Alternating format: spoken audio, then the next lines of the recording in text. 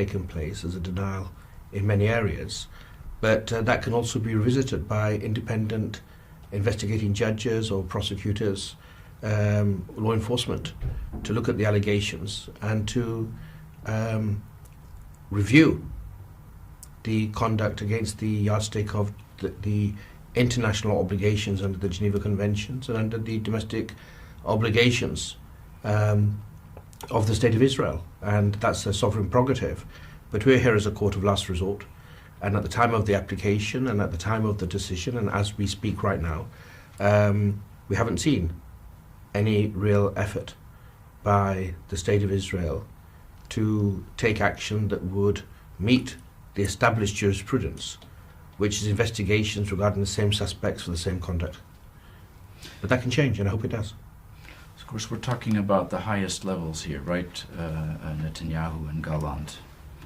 As far as I know, that even at a lower level, there has been no real effort to look into possible war crimes, even though I think it's quite commonly accepted in international law circles that crimes have been committed, but that even at a lower level, Israel hasn't made any effort or prosecuted anybody for what's happened in Gaza, for example.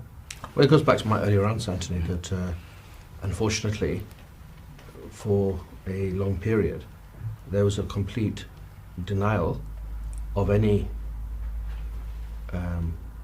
alleged criminality, a denial of any conduct that fell below the standards that's required by the Geneva Conventions or by Israeli law.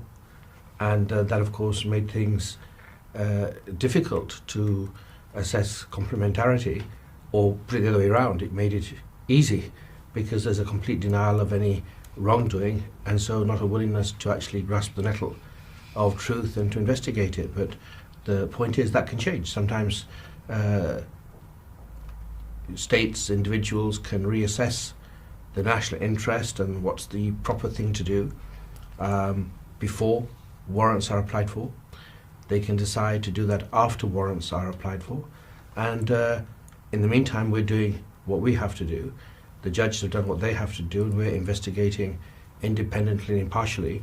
But like in every other situation, we hope that states will step up and fulfill their international law obligations. And that's what I hope happens in every situation, not just Israel and Palestine. I hope states can deal with the impunity gap effectively, and certainly with Israel, there is qualified people, the issue is willingness to properly put those processes into gear, not when it comes to